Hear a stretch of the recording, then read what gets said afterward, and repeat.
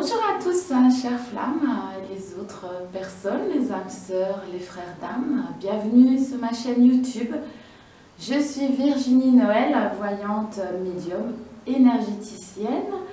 Si vous voulez un rendez-vous, il faut me contacter par email noelvirginie1878@9.fr. Je vous remercie pour tous vos commentaires que je trouve de qualité. Si vous avez des questions à poser pour une prochaine vidéo, n'hésitez pas à m'en faire part dans les commentaires. Merci, ça peut m'inspirer.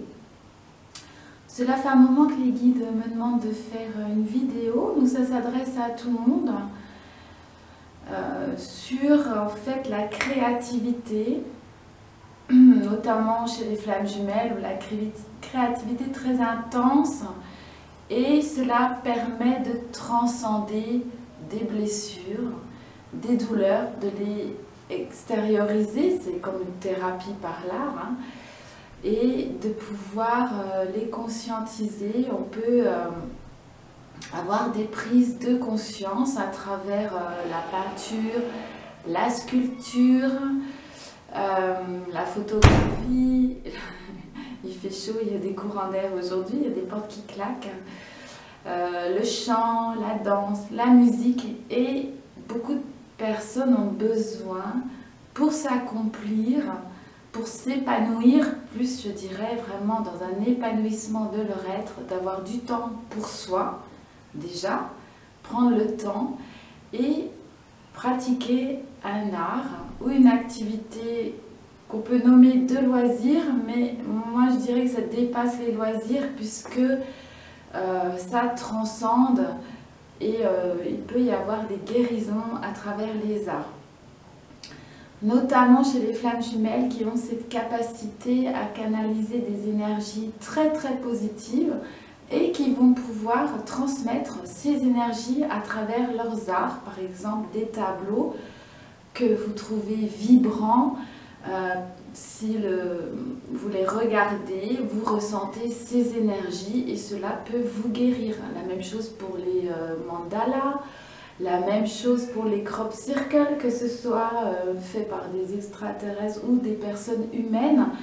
À partir du moment où elles sont spirituellement élevées, ou peut-être elles n'en ont pas conscience, mais disons qu'elles canalisent des hautes énergies, cela passe à travers leur art. On en parle souvent et la source là-haut est un créateur et nous sommes des créatures divines avec une essence divine. Donc l'art va nous permettre de retrouver cette quintessence, cette essence divine qui est naturelle chez nous. Quand les personnes disent comment m'élever spirituellement, comment progresser spirituellement, j'ai envie de leur dire pourquoi faire. À partir du moment où on se pose la question, il n'est pas besoin de s'élever spirituellement, il faut juste retrouver notre essence divine qui est à l'intérieur de nous, ce que nous sommes finalement à l'état naturel, juste revenir à cet état-là et là vous atteignez une élévation spirituelle. L'élévation spirituelle, c'est aussi l'ego qui demande à être supérieur en fait, hein. Et ça c'est égotique. Les flammes jumelles sont souvent très créatives parce que ça fait partie un petit peu de leur mission. Les trois missions souvent c'est d'enseigner, de guérir, d'aider les autres et de s'occuper de la terre Gaïa, de l'écologie, de l'environnement, d'avoir une vie plus saine et pour éduquer, enseigner ou transmettre son savoir, rien de tel que les arts. C'est un peu plus ludique. Mais en même temps c'est un bon moyen pour transmettre des informations et surtout des énergies. Là-haut il faut savoir qu'ils ont par exemple une salle de guérison. Je suis déjà allée en voyage astral et quand on y va, il y a vraiment comme des mosaïques, on peut dire mosaïques de couleurs. Je suis en train de canaliser en même temps. Et vraiment avec des nuances de toutes les couleurs, des camailleux, des couleurs qui existent sur Terre mais qui sont plus déclinées, plus nuancées, vraiment des nuances de couleurs. Et quand on rentre dans cette salle, on entre en harmonie, on s'harmonise grâce à ces couleurs et aussi à une musique. Et je l'ai bien senti que ça joue sur les chakras, ça fait un nettoyage des chakras de par la vibration colorée qui est une onde, hein, le taux vibratoire d'une peinture, d'une couleur. Si on est un petit peu sensible, ça va nous impacter, nous influencer, et aussi par cette musique spirituelle, on peut dire religieuse, en tout cas harmonieuse, comme ils sont le faire là-haut, ils savent le faire, entraîne des guérisons, et notamment au niveau aussi des corps subtils. Ce qui vous permet de sentir l'harmonie et de rentrer en harmonie, et votre âme aussi, vos corps subtils vibrent en harmonie, en paix, en sérénité, en douceur, en lumière.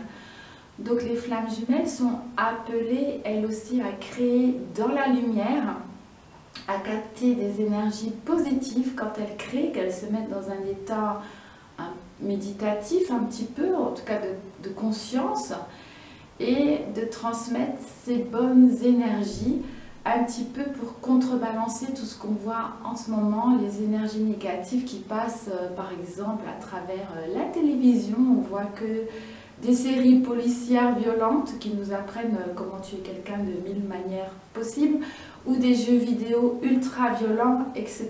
Donc on nous demande effectivement tout un travail de mise en lumière, c'est ce qui me parle vraiment, de mise en lumière, vraiment pour équilibrer dans la création les pulsions de vie et de mort. Sachez qu'un artiste, il va travailler avec la pulsion de vie. Parfois, ils ont tendance à travailler avec la pulsion de mort, mais c'est une spirale qui les amène, c'est une spirale descendante qui va les amener vers l'autodestruction, la dépression, l'alcool, la drogue, etc.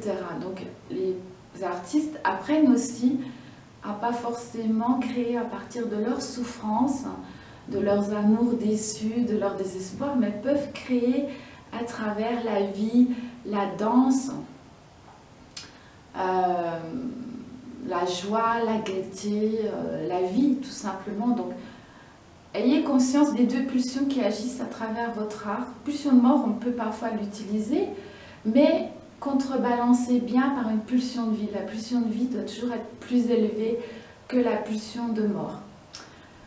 Parfois, c'est vrai, il faut aller quand même gratter dans le bas-fond, dans les sous-couches, hein, c'est ce qu'ils me disent là-haut, gratter dans l'inconscient, dans l'ego, dans notre part d'ombre, mais essayez aussi d'y apporter de la lumière dans votre art, comme vous le faites en spiritualité. Je voulais aussi parler, au départ, c'était plus une question sur la muse. Parce que moi j'ai fait de la peinture aussi, j'ai écrit beaucoup de livres, j'en ai publié 10 sur Amazon, dont les deux derniers concernant les flammes jumelles. Je fais parfois de la photo, enfin j'aime bien les arts, et j'ai fait des études d'art plastique. Donc je suis une artiste dans l'âme. C'est tellement vaste comme sujet, là-haut mais je canalise en même temps, donc je perds un peu le fil de ce que je voulais dire. Il y a un lien d'âme qui existe entre l'artiste et la muse, et on n'en parle jamais, j'en ai jamais entendu parler. C'est très étrange.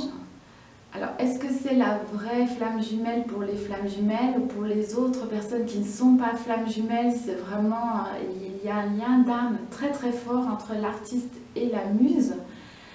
Et c'est toujours étonnant que la muse, la personne qui inspire l'artiste, l'inspire tellement autant, lui donne vraiment des images, des idées, des coups de génie. Et c'est très étonnant que certaines personnes inspirent vraiment des artistes. Alors je dois quand même dire que ces personnes sont rares, et que pour un artiste, quand il trouve sa muse, c'est vraiment très très important pour lui, parce qu'il va créer énormément de choses, et cette personne est un monde à elle-même et rentre dans le monde de l'artiste. Alors que ça n'arrive pas avec d'autres personnes. Moi je sais qu'en tant qu'artiste, il y a des personnes qui ne m'inspirent absolument rien, je suis désolée. Et d'autres, dès que je regarde, mais c'est très très rare, Ça m'est arrivé une ou deux fois que ces personnes m'inspirent énormément d'idées, d'images, de sons, etc.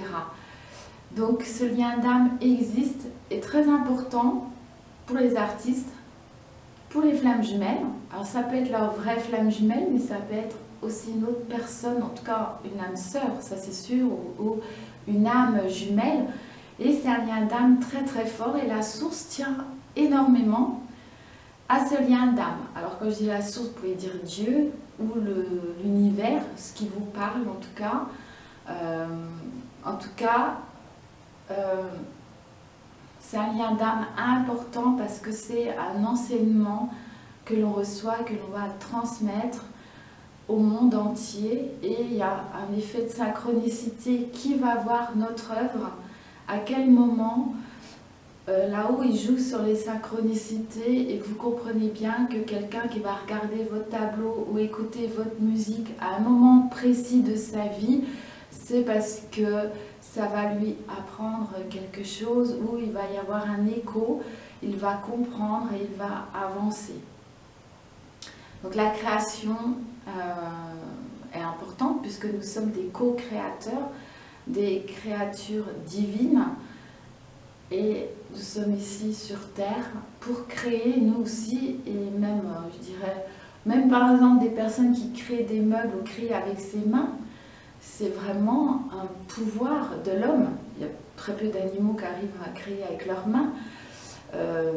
Et donc utiliser ce pouvoir qui est très important et qui vous engage aussi dans votre accomplissement, dans votre épanouissement personnel, et qui peut être aussi une manière d'exprimer votre foi. Là, je ne parlerai plus de croyance, mais d'intime conviction, et je demande à ce que d'autres personnes puissent respecter ces intimes convictions. Je pensais au crop circle aussi, que ce soit des extraterrestres ou des humains qui font les crop circles, on peut quand même bien comprendre que certains crops sont élevés sur un taux vibratoire parce que la personne ou l'entité qui les a fabriqués est élevée sur un taux vibratoire, et on voit que ces crops sont très imaginatifs, très créatifs, et utilisent des symboles de guérison, donc qui ont un impact sur le taux vibratoire de la Terre. Donc c'est un peu comme des mandalas. En ce qui concerne l'art éphémère, ce n'est pas un mouvement. L'art éphémère, c'est plus une technique que des artistes utilisent, comme les crop circles, le land art par exemple. On peut dire que c'est du land art. L'art éphémère, c'est vraiment une œuvre qui ne va pas durer dans le temps, qui va disparaître, mais l'impact est là. Et par contre, elle dure dans le temps à travers les journaux, les articles, les photographies. Le fait que l'on en parle, on laisse quand même des traces. Et c'est important pour l'avenir, pour les générations futures, effectivement, de filmer ces œuvres, que ce soit des mandalas, des crop circles ou autres, de les filmer, de les photographier, pour en garder des traces, voire même des témoignages. Et tout cela, c'est normal dans le milieu artistique. Et donc là, je pense notamment au crop circle, ça choque énormément de monde. Mais si on le voit comme une œuvre d'art haute en énergie, ce qui arrive sur les mandalas par exemple aussi, vous comprenez bien que c'est un art éphémère et que c'est important que d'autres personnes en parlent et prennent des traces, en fait, des preuves, des témoignages. Tout cela concourt à faire de l'art éphémère un art qui dure dans le temps. Parce qu'après, il ne reste plus que les photographies, les vidéos et les témoignages. Donc, c'est important de comprendre effectivement le rôle de la muse sur Terre pour les artistes, pour ceux qui sont artistes. Je pense que beaucoup d'entre vous sont artistes. Et les flammes jumelles ont aussi un pouvoir de création immense puisqu'elles canalisent des énergies, et ces énergies sont très créatives et vont lui donner beaucoup d'idées.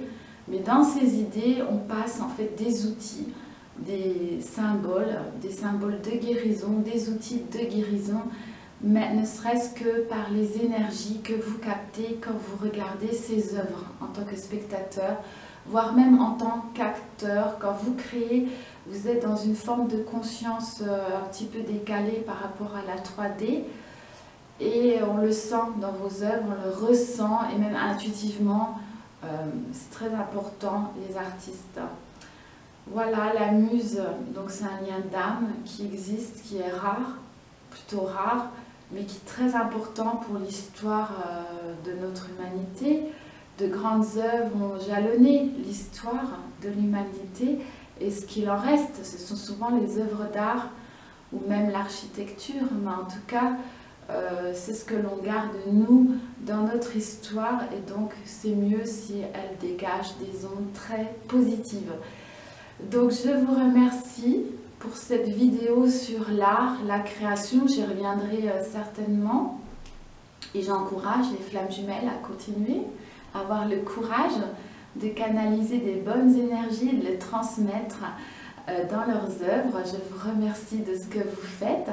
Je vous remercie de votre écoute et je vous dis à bientôt pour d'autres vidéos.